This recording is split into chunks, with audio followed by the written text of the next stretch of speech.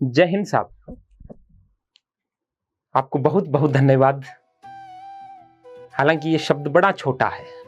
आप जो स्नेह और सम्मान निष्पाप निष्कपट भाव से हमें सौंपते हो, उसके सामने ये शब्द बहुत छोटा है। ऐसे लगता है कि इस प्यार और स्नेह के बंधन से हम कभी उड़ने नहीं हो पाएंगे। इतना अद्भुत सम्मान प्रेम आप देते हो। पुनः बहुत बहुत धन्यवाद।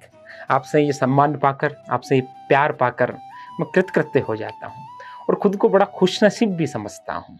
और मुझे फिर मेरा एक निर्णय जो मैंने कभी लिया था, उस पर फिर मुझे कोई क्षोभ नहीं होता। मुझे लगता है हाँ, मैंने ठीक किया था, अन्यथा मैं कहीं बंद करके रह जाता। और आज मैं ये कह सकता हूँ, हजारों नहीं लाखों विद्यार्थियों का हमारा एक बहुत बड़ा परिवार है, बहुत बड़ा परिवार है। इन लॉकडाउन की विषम परिस्थितियों में भी घर से दूर जब यहाँ है, केवल एक ये माध्यम शेष रहा है आपसे संवाद करने का, उस दौरान भी आज के दिन आपने हमें एकाकी होने की अनुभूति नहीं होने दी। और मैं ये सार्वजनिक तौर पर बड़े गर्व और खुशी के साथ कह सकता हूँ कि हमारे जीवन में जो भी खुशियों के पल हैं, जो भी आनंद के पल हैं, जो भी अनुभूति, एक अद्भुत अनुभूति, एक निष्पाप अनुभूति के पल है, उसके कारण आप लोग हैं, मैं ये कह सकता हूं।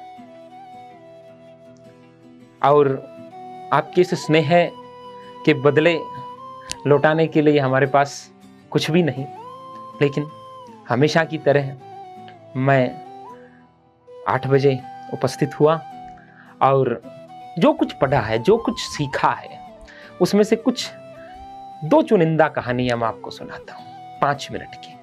ऐसी कहानियां जो आपके जीवन के प्रति नजरिए को बदल देगी। ऐसी कहानियां जो आपको सफलता प्राप्त करने के जोश से सराबोर कर देगी, भर देगी। ऐसी कहानियां जो आप में जुनून को जन्म देगी। ऐसी कहानियां जो जिंदगी के प्रति शिकायती लहजे को खत्म कर देगी। ऐसी कहानियां जो फर्श से अर्श तक जाने की कहानियां। और हमेशा मैं प्राय यही करता हूं, इसे रिटर्न गिफ्ट समझिए या हमारी आशीष के तौर पे समझिए, हमारे पास इसके सिवा है भी क्या। ठीक है, तो मैं आज आपको 5-5 मिनट की 2 कहानियां जो आपको मोटिवेट भी करें, आपको शक्ति भी प्रदान करें। क्योंकि व्यक्ति जब स्वयं को पहचान लेता है तो जीवन के प्रति उसका एक नजरिया बदल जाता है। मेरे शब्द भी साथ छोड़ रहे हैं। मुझे लगता है कि भावनाओं का जो आप्लावन है वो इतना अधिक है कि शब्द लरझ जा रहे हैं। लेकिन सुनिएगा, ये स्पेन की बात है। स्पेन में एक 10 वर्ष का लड़का, नाम जूलियो, बचपन से स्वप्न उसने देखा कि मैं स्पेन का जो क्लब है, फुटबॉल का क्लब रियल मैड्रिड, आपने नाम सुना होगा, बड़ा फेमस है, उसमें खेलूंगा, पार्टिसिपेट करूंगा और मैं स्पेन का 1 नंबर का गोलकीपर बनना चाहता हूं, रियल मैड्रिड की तरफ से खेलना चाहता हूं। यह भाव उसमें 10 वर्ष की उम्र से था। लेकिन विधि को कुछ और ही मंजूर था। 1963 में एक एक्सीडेंट में एक ऐसा भीषण दुर्घटना उसके साथ होती है कि उसके कमर के नीचे का पूरा हिस्सा खत्म हो जाता है। खत्म से अभिप्राय पैरालिसिस हो जाता है उसको। वो शरीर का वो भाग जो है, कमर के नीचे का भाग, हुआ या नहीं हुआ बराबर हो जाता है, उसकी कोई उपयोगिता शेष नहीं रहती। तो एक बच्चा जिसने 10 वर्ष की उम्र से एक स्वप्न संजोया था, उस पर क्या बीती होगी, उसके क्या भाव रहे होंगे, कितना दर्द उसको हुआ होगा कि जीवन का एकमात्र लक्ष्य चुना था, एक ध्येय चुना था, एक उद्देश्य था कि वहां तक मुझे पहुंचना है, और ईश्वर ने, विधि ने मेरे साथ क्या किया। लेकिन 5 वर्ष तक वो हॉस्पिटलाइज रहा। इतनी भीषण दुर्घटना, 5 वर्ष तक वो उस दंश से नहीं उबर पाया। 18 माह है वो हॉस्पिटलाइज रहा। 5 वर्ष बाद तो उसने जीवन को जीने का तरीका बदल दिया। उसने देखा कि अब जीवन के प्रति शिकायतें करने के बजाय मेरे पास जो कुछ है मैं उससे अपना जीवन जीऊं, उससे मैं कुछ अनूठा करूं। और वो जूलियो गिटार बजाना सीखता है, कोशिश करता है संगीत में आगे बढ़ने की, गिटार सीखता है और वहां के किसी रियलिटी जो ये प्रोग्राम आते हैं, संगीत के कार्यक्रम आते हैं, उसमें वो भाग लेता है। उस घटना के तकरीबन 5 वर्ष बाद life goes on the same नाम का गाना उसने वहां गाया और उसकी लोकप्रियता चरम तक पहुंची, यहां तक कि उस समय उनके उस एल्बम के 30 करोड़ उसके एल्बम बिके। ये अपने आप में एक कीर्तिमान था उस व्यक्ति के लिए। सोचिए, जिसने जीवन का एक लक्ष्य चुना था और विधि ने उसके साथ एक ऐसा खेल किया कि उस लक्ष्य से दूर हो गया।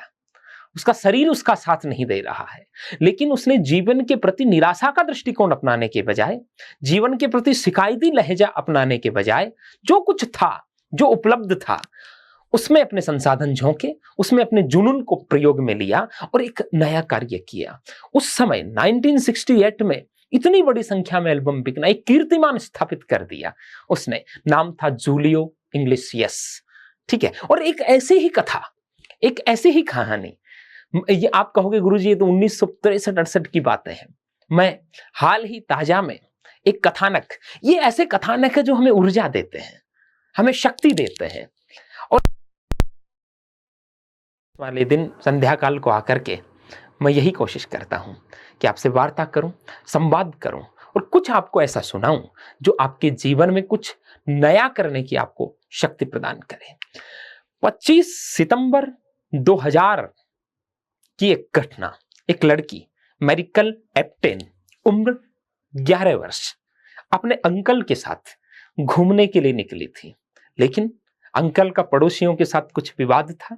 वो बच्ची देखती है, 5-7 बदमाश जो है आकर के उनको घेर लेते हैं और उसके अंकल की हत्या कर देते हैं। और फिर उन बदमाशों की नीयत खराब होती है और उस छोटी सी बालिका को भी वो मार डालना चाहते हैं। वो उसके पीछे दौड़ते हैं और इतने में एक बदमाश अपने तीखे चाकू से उसके गले पर वार करता है, हल्का सा गला कटता है, खून की धार निकलती है, वो बच्ची मृतप्राय गिर जाती है, बेहोश हो जाती है। वो लोग उसके मरने का इंतजार करते हैं। उस बच्ची को होश आता है, वो देखती है अभी तक ये लोग खड़े हैं, या बेशुद्ध की अवस्था में वो होंगी, लेकिन उसको आभास रहा कि ये लोग खड़े हैं और वो वहां मरने का नाटक करती है और वो वहां से उठ करके दौड़ती है। उन लोगों के जाने के बाद अपने घर की ओर दौड़ती है। लेकिन व्यक्ति के साथ जब ऐसी दुर्घटना होती तो शरीर का दर्द भी एक बार वो भूल जाता है, सुन्नीपात की अवस्था जिसको कहते हैं वो उसमें चला जाता है, ठीक है। लेकिन वो देखती है, जब उसको होश आता है कि उसके दोनों हाथों की हथेलियां गायब है, उसके हाथ काटे जा चुके थे। 11 वर्ष की खेलने खाने की उम्र में एक बालिका के साथ इतनी दर्दनाक घटना कि उसके गले पे चाकू चलाया गया है। वो जीवित तो बच गई, लेकिन जीवन में कर्म करने के लिए उसके दोनों हाथ जो है वो काटे जा चुके हैं। उस बच्ची ने लिखा, उसने अपने एक संबोधन में कहा कि मैंने अपने जीवन के प्रति जो शिकायत का लहजा था उसको खत्म किया, जो मेरे साथ हो चुका था उसको मैंने स्वीकार किया और उस स्वीकारोक्ति के साथ मैं आगे बढ़ी। जीवन में कुछ नया कर गुजरने की उसने ठानी और 2008 में उसने हाई स्कूल करने के बाद होटल मैनेजमेंट का कोर्स किया। 2011 में उसका होटल मैनेजमेंट का कोर्स पूरा हुआ और फिर वो होटल्स में काम करने लगी। वो बच्ची दोनों हाथ हथेलियां कट चुकी है, उसके उपरांत भी वो काम करने लगी। मनीला के प्रसिद्ध होटल एडसा सांगीला में उसने काम किया, प्रसिद्ध होटल में उसने काम किया, क्योंकि मीडिया उसको कवर करने लग गई थी। उसके जोश और जुनून की कहानियां सुन करके लोग प्रेरणा पा करके अपने जीवन के दृष्टिकोण को बदल रहे थे।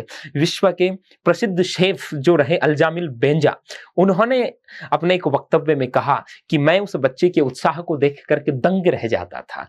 केवल किसी गर्म कड़ाही को उतारने के लिए या किसी बोतल के ढक्कन को खोलने के लिए ही वो किसी की सहायता लेती थी, वो किसी की सहायता तक नहीं लेती थी और अपने जोश और जुनून के बदले उस लड़की ने अपने जीवन के प्रति दृष्टिकोण को बदल करके वो आगे बढ़ी और हजारों लाखों करोड़ों लोगों के लिए प्रेरणा स्रोत बन गई। वो लड़की जो 11 वर्ष की उम्र में अपनी स्थानीय भाषा में अपनी माँ के पास रोते चिल्लाते हुए आई है, दोनों हथेलियां कट चुकी है, कुया वाग पो वाग नयो एकांग टेगिन मावा पो कायो सा एकिन।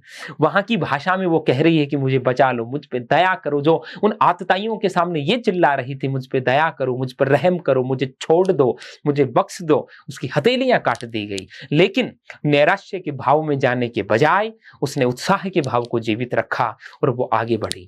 और मैं हमेशा कहा करता हूं, सो उत्साहेषु राज्य लक्ष्मी भुंकते, महाकवि भास ने स्वप्न वासव दत्तम में कहा है, जो उत्साही लोग होते हैं वो ही राज्य और लक्ष्मी का भोग करते हैं।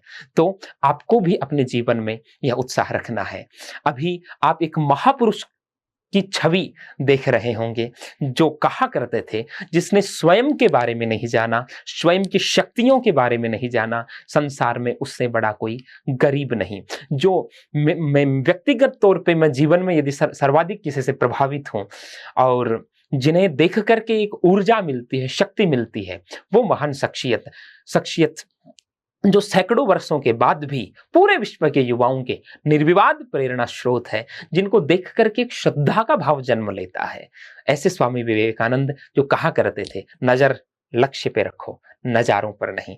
बहुत कम उम्र में जिन्होंने अपने जीवन में ऐसे कीर्तिमान स्थापित कर दिए कि आज भी लोगों की वो प्रेरणा पुंज है, जिनको देखने भर से उत्साह मिलता है, वो कहा करते थे, उठो जागो और लक्ष्य प्राप्ति तक रुको मत। तो इनके इस भाव को प्रणाम करते हुए आप सबको बहुत बहुत शुभकामनाएं, बहुत बहुत धन्यवाद, बहुत बहुत प्यार, बहुत बहुत स्नेह देते हुए मैं विदा लेता हूं। आप सब खुश रहें, आनंदित रहें, प्रसन्नचित रहें। आपका प्यार, आपका स्नेह हमें यूं ही मिलता रहे। स्वाभाविक सी बात है, क्योंकि आपके स्नेह घृत से पूरित होकर यह दीपक जलता है। तो आपको पुनः धन्यवाद, बहुत बहुत आशीष। सर्वे भवन्तु सुखिनः, सर्वे सन्तु निरामया, सर्वे भद्राणि पश्यन्तु, मा कश्चित् दुःख भाग् भवेत्। बहुत बहुत धन्यवाद। जय हिंद।